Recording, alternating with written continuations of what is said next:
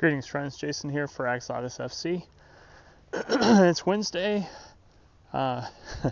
We're figuring out what our the consequences of the Chelsea game will be playing wise, and Champions League was going on today as well. And I watched a little bit, but not much overall.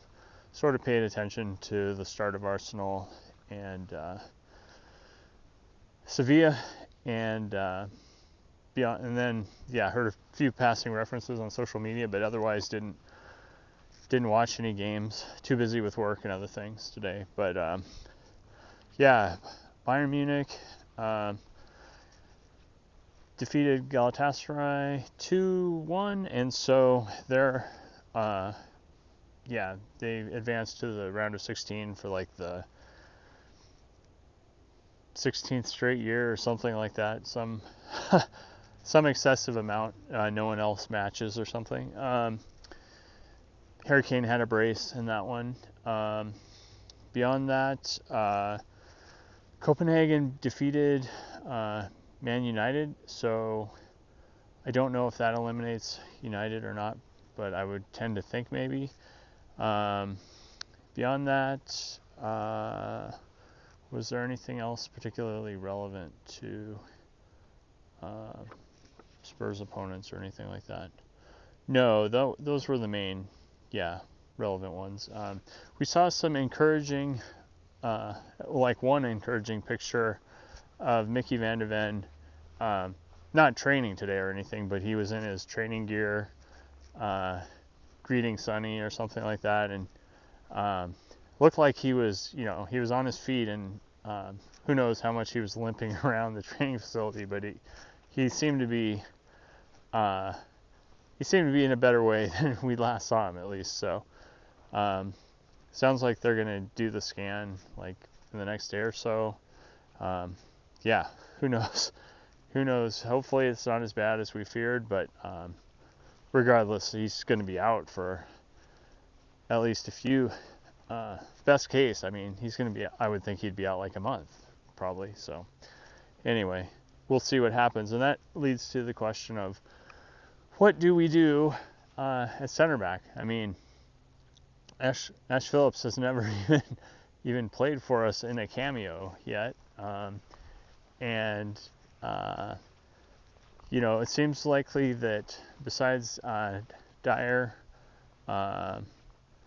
and actually too with Ben Davies still potentially out with an injury as well, I've heard some people speculate that maybe Højbjerg is the guy to play in center back with Dyer, and to be honest, I can see that actually to me seems like the safest bet, just in terms of people with game experience and veterans that can do the task,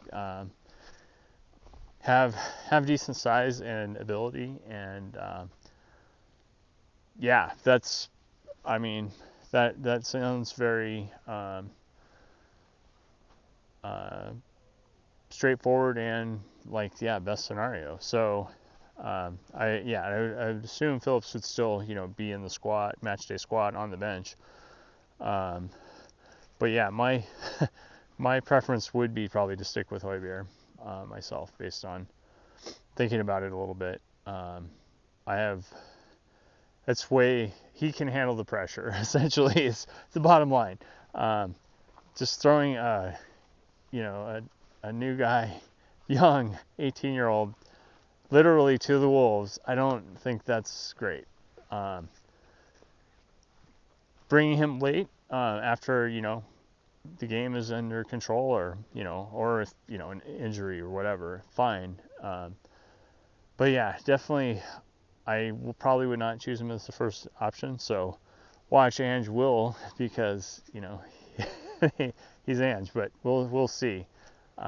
That's his call to make. I will trust him regardless, but I think I would definitely go with Højbjerg at this point. So I look forward to seeing what actually happens. Beyond that, Yeah. Someone else had kind of pointed this out, or in regards to Eric Dyer, that in a way he's actually a better replacement for a better backup to Romero than someone to play with Romero, and so we'll see if that plays out. But that thought and observation does make me feel better. And honestly, I felt like Dyer was good when he came in on Monday, so I'm not overly concerned, and I'd be happy to have him get kind of a redemption story before he departs, whether that's in January or later. But in the meantime, yeah, we're definitely scrambling with our shortages, and and that way, that using Højbjerg and Dyer at center back would allow us to play Emerson at left back, as he's done, effectively recently. And so that's my that's my choices, and I look forward to seeing how it all plays out. But anyway, that's about all I've got for now. Thanks for tuning in. As always, please like and subscribe if you enjoy these. And remember, to dare is to do.